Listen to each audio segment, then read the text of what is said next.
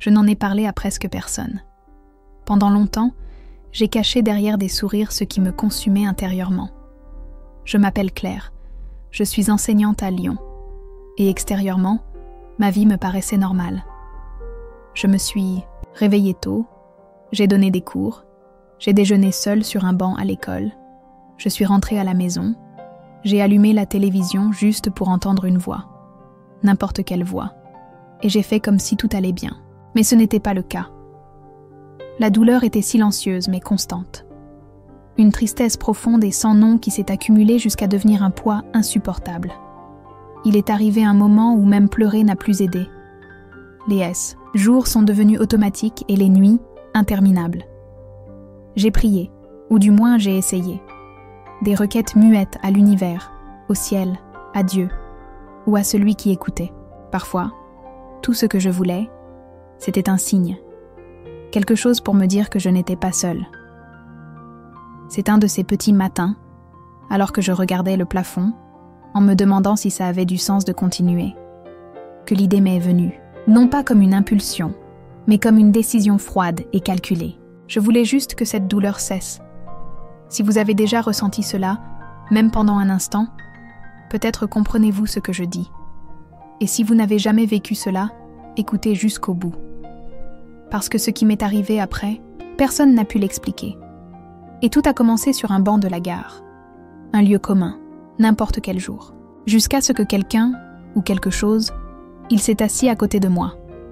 Il ne m'a pas dit bonjour et ne m'a rien demandé. Il s'est juste assis là, à côté de moi, comme s'il savait déjà exactement ce qui se passait en moi. Au début, je ne l'ai pas regardé directement, mais j'ai senti sa présence. C'était étrangement réconfortant. Un silence léger, différent du vide qui m'a accompagné ces derniers mois. Comme si, pendant quelques minutes, je n'étais plus seule dans ce monde gris qui m'entourait. Et puis, il a parlé, bas, calme, comme s'il lisait mes pensées. Il a dit quelque chose de si simple, mais cela m'a traversé la poitrine comme une vague chaude. Vous avez de la valeur. Même si vous ne la voyez pas maintenant, quelqu'un là-haut veille toujours sur vous. Mon corps tout entier frissonna. Il n'avait aucun moyen de savoir ce que j'allais faire. Il n'y avait aucun moyen, à moins que ce soit le signe que j'avais tant demandé. En fait, si vous pensez aussi que certaines choses n'arrivent pas par hasard, profitez-en pour profiter de cette vidéo. Cela aide beaucoup pour que ce message atteigne ceux qui en ont besoin. Et bien sûr, si vous souhaitez continuer à entendre des histoires comme celle-ci, des histoires vraies, pleines de mystères et de signes divins, abonnez-vous à la chaîne ici, c'est de cœur à cœur. À ce moment-là, quelque chose en moi a commencé à changer. Mais le plus étrange était encore à venir. En ce matin gris de novembre, le ciel semblait refléter exactement ce que je ressentais à l'intérieur. Lourd, étouffant, sans horizon. Il n'y avait aucun plan, rien de pressé. Juste une pensée constante, comme un murmure persistant. Aujourd'hui, tout va finir. Je n'ai pas pleuré. En fait, mes larmes étaient sèches depuis des jours, comme si même ma tristesse m'avait abandonnée. Je me suis habillée calmement, j'ai pris le foulard bleu que ma grand-mère m'avait offert des années auparavant, et je suis partie. Sans prévenir personne, sans dire au revoir. J'ai parcouru des rues que je connaissais depuis mon enfance, mais qui ce matin-là me paraissaient différentes, presque irréelles. Les gens se précipitaient, inquiets de leur routine, de leurs engagements, de leur propre monde. Personne n'a réalisé que chacun de mes pas était un au revoir silencieux. J'ai pris le métro, suis descendu 2 stations plus tôt que d'habitude et me suis dirigée vers le vieux pont sur le Rhône, où personne ne passait rarement au petit matin. Le vent vous coupait le visage, et les arbres presque nus murmuraient des secrets que seuls ceux qui se taisent peuvent entendre. Chaque détail semblait contribuer à ma décision. Il n'y avait aucun bruit. Il n'y avait pas de couleur. Et pourtant, à l'intérieur, quelque chose luttait comme un dernier souffle pour tenter de résister. Je me souvenais de petites choses, l'odeur du café dans la maison de ma mère, le rire d'un étudiant, un livre que je n'avais jamais fini de lire. Mais tout semblait trop loin, comme si cela appartenait à une autre vie. J'ai atteint le bord du pont. Je regardais l'eau en contrebas, grise, trouble, indifférente. C'était là. C'était maintenant. Et même sans regarder en arrière, je savais qu'il n'y avait personne d'autre avec moi. Ou du moins c'est ce que je pensais. Jusqu'à ce que j'entende les pas, lents, réguliers. Ils n'étaient pas pressés comme ceux de la ville. C'étaient des pas calmes, comme si chacun d'eux savait exactement où il voulait aller. C'est à ce moment-là que tout a changé. En fait, si quelque chose que vous avez entendu jusqu'à présent vous a touché d'une manière ou d'une autre, ou vous a rappelé quelqu'un, laissez-le ici dans les commentaires. Parfois, ce que vous avez à dire peut être exactement ce que quelqu'un d'autre a besoin de lire. Je me souviens clairement du moment où j'ai changé de chemin, sans même savoir pourquoi. Le pont a été abandonné, et j'ai fini par marcher, à un moment jusqu'à atteindre la gare du vieux quartier. C'était un de ces endroits où presque personne ne fréquentait plus, avec des bancs en bois usés et des affiches défraîchies sur les murs. Le silence là-bas était différent. Non pas le vide de l'abandon, mais le genre de silence qui semble cacher quelque chose. Je m'assis sur le dernier banc, près du mur, le corps flasque et les yeux fixés sur le sol. C'était comme si le temps s'était arrêté. Je ne m'attendais à rien d'autre. Je n'attendais personne. Et c'est à ce moment-là qu'il est arrivé. Je n'ai entendu ni bruit, ni bruit. Je ne m'en suis rendu compte que lorsque j'ai vu une ombre s'approcher lentement et un homme d'apparence simple assis à côté de moi. Il portait un très vieux manteau marron, un de ceux qui rappellent les temps de guerre, et tenait un petit sac en papier, comme quelqu'un qui vient de sortir de la boulangerie. Il y avait quelque chose dans ses yeux, un calme qui ne correspondait pas à l'agitation du monde. Il ne m'a pas regardé tout de suite. Il a passé quelques secondes à observer le paysage invisible devant nous. Puis, il dit, d'une voix calme et légèrement rauque, « Parfois, la douleur n'est que l'intervalle entre deux nouveaux départs. » Cela a traversé ma poitrine comme un éclair silencieux. Je n'avais rien dit. Je n'ai pas pleuré, je n'ai pas tremblé. Je n'ai donné aucun signe extérieur indiquant que quelque chose me détruisait intérieurement. Et pourtant, il le savait. Cette phrase ne semblait pas provenir d'un livre d'auto-assistance, ni comme si quelqu'un essayait de consoler par politesse. Cela avait du poids. Vrai. Comme s'il était là pour une raison que même moi je ne comprenais pas encore. Je ne pouvais pas répondre. Je l'ai simplement regardé, essayant de trouver une explication logique à ce moment. Peut-être qu'il était un thérapeute à la retraite. Peut-être qu'il avait déjà perdu quelqu'un et qu'il avait reconnu le vide dans mes yeux. Mais au fond, il y avait quelque chose qui échappait à toute explication rationnelle. C'était comme s'il me voyait d'un endroit où le temps n'a pas d'importance, où la douleur ne trompe pas, où la souffrance ne fait pas peur. Un endroit que la plupart d'entre nous appellent la foi, ou le paradis. Et avant que je puisse demander quoi que ce soit, il m'a regardé dans les yeux pour la première fois. C'était rapide, mais intense. Un de ces regards qui en disent plus que 1000 mots. Il sourit, pas un large sourire, mais un sourire discret, plein de paix. Et puis, il ne m'a pas demandé mon nom. Je ne voulais pas savoir pourquoi j'étais là. Il a simplement continué à regarder l'horizon avec cette paix qui semblait venue d'un autre monde. Et puis, comme s'il lisait un livre que moi seul connaissais, il reprit la parole. « Tu as encore beaucoup de lumière. Même si tout semble sombre aujourd'hui, le ciel ne t'a pas encore abandonné. » À ce moment-là, j'ai senti quelque chose en moi se briser. Comme si un barrage silencieux s'était brisé. J'ai commencé à pleurer doucement, incapable de le contenir. Ce n'était pas une sorte de pleurs désespérés.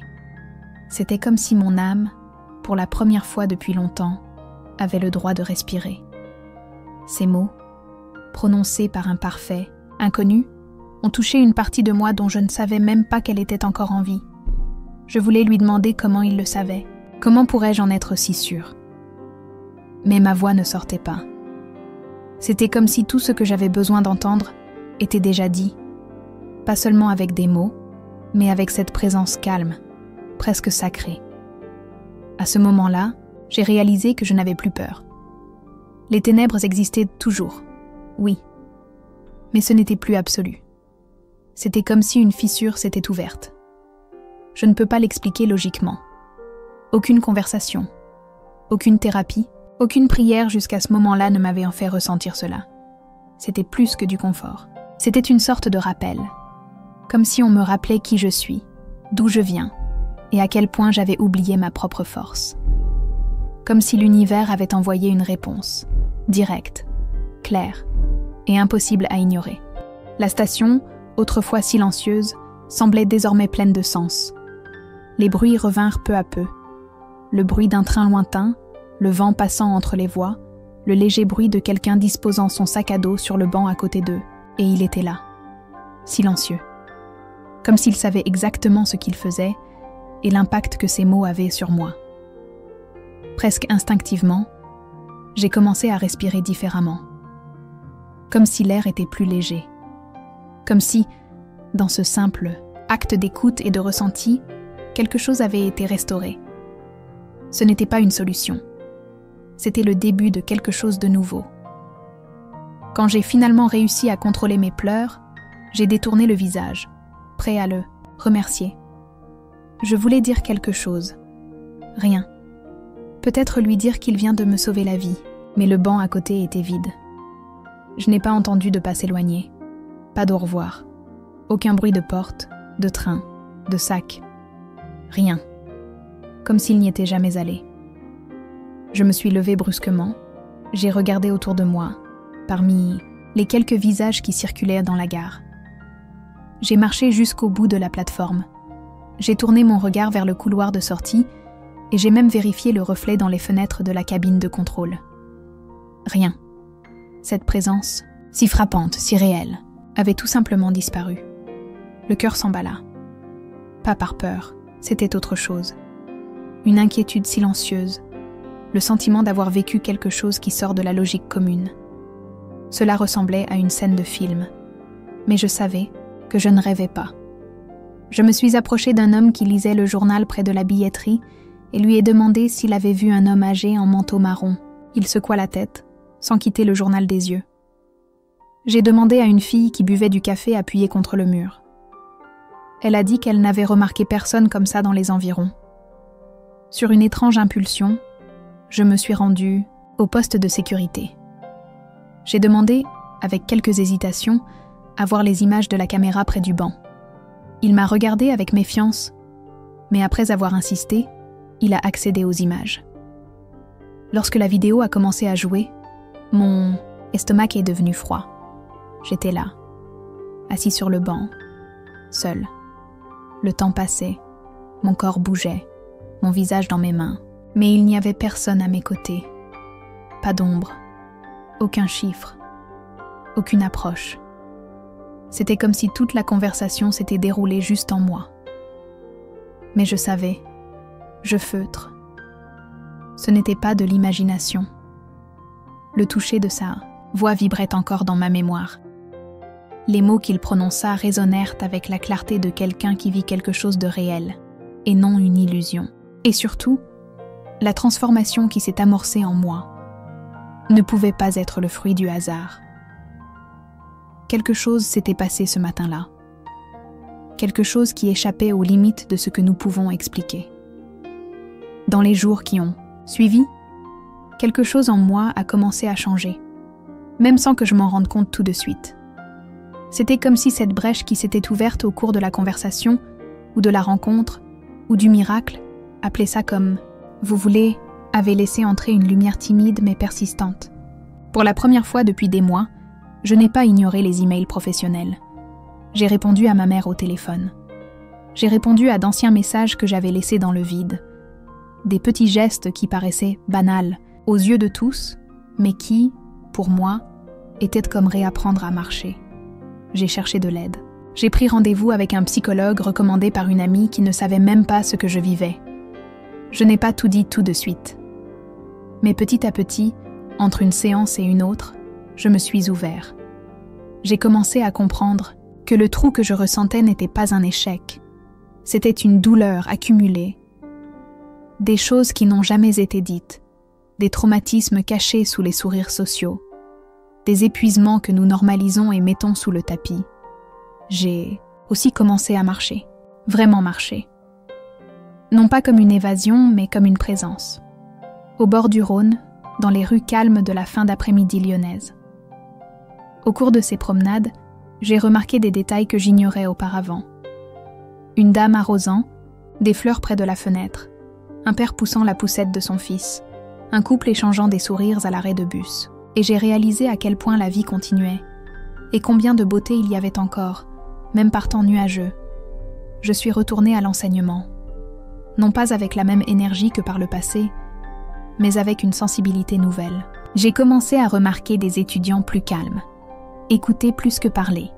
Et c'est un de ces matins, au milieu de la classe, qu'un élève m'a regardé dans les yeux et m'a dit « Maître, j'aime votre cours parce que vous m'écoutez. » Et à cet instant, j'ai compris. Peut-être que c'était le but maintenant. Être pour les autres ce que cet homme, ou cet ange, était pour moi. Je ne l'ai jamais revu. Pas même à la gare. Pas même dans un rêve. Pas n'importe où. Mais il est présent, dans tous les choix que j'ai faits depuis. Dans chaque décision de continuer. Chaque fois que je vois quelqu'un s'effondrer dans le silence, je tends la main sans demander grand-chose, juste en étant là. Parfois, je me surprends à penser « Et si j'étais arrivée 2 minutes plus tôt à cette gare? Et s'il n'était pas là sur ce banc? Ou pire? Et si j'avais ignoré ses paroles, pensant qu'il n'était qu'un autre vieil homme solitaire discutant à un moment inopportun ?» Ce sont des questions qui n'ont pas de réponse, mais qui m'accompagnent, et d'une certaine manière, me rappellent chaque jour qu'il y a des choses qui dépassent notre compréhension logique. La vie, avec tout son bruit, murmure parfois. À travers des personnes improbables, à des moments improbables, j'ai essayé de trouver des explications. J'ai vérifié les caméras de la station. J'ai parlé aux agents de sécurité. J'ai regardé autour de moi. Rien. Aucune image. Aucune trace. Aucun témoin. C'était comme si cet homme était apparu juste pour ce moment, pour cette conversation, pour moi. Et puis disparu dans les airs. C'est à ce moment-là que j'ai arrêté de regarder à l'extérieur et que j'ai commencé à faire plus attention à l'intérieur. Parce que quelque chose en moi le savait. Ce n'était pas une coïncidence. Depuis, j'ai entendu des histoires similaires, de la part de gens qui étaient au plus bas et qui, sortis de nulle part, ont entendu quelque chose qui a tout changé. Un chauffeur de bus qui sourit au bon moment. Une dame dans le métro qui vous tient la main quand vous êtes au bord de la panne. Un mot laissé sur une table basse avec une phrase qui semble avoir été écrite rien que pour vous. Ce ne sont pas des coïncidences. Ou peut-être qu'ils le sont. Mais du genre qui sent le miracle. Présence, avec une touche divine qui se manifeste au quotidien. Ces rencontres ne sont pas toujours grandioses ou cinématographiques. Parfois ils sont brefs, silencieux, presque imperceptibles. Mais ils portent une force que l'on ne comprendra que plus tard.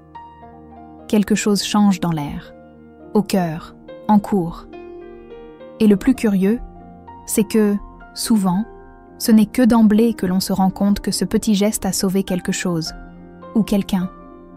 Et maintenant, je me demande, combien de fois avons-nous nous-mêmes été cet ange déguisé dans la vie de quelqu'un, sans même nous en rendre compte? Un mot, un câlin, un regard. Parfois, c'est tout ce dont quelqu'un a besoin pour ne pas abandonner. Si vous êtes arrivé jusqu'ici, peut-être que cette histoire a touché quelque chose à l'intérieur, comme elle l'a fait en moi, lorsque je l'ai entendue pour la première fois. La vérité est que partager ces expériences nous rappelle que la vie peut être bien plus profonde que ce que nous voyons.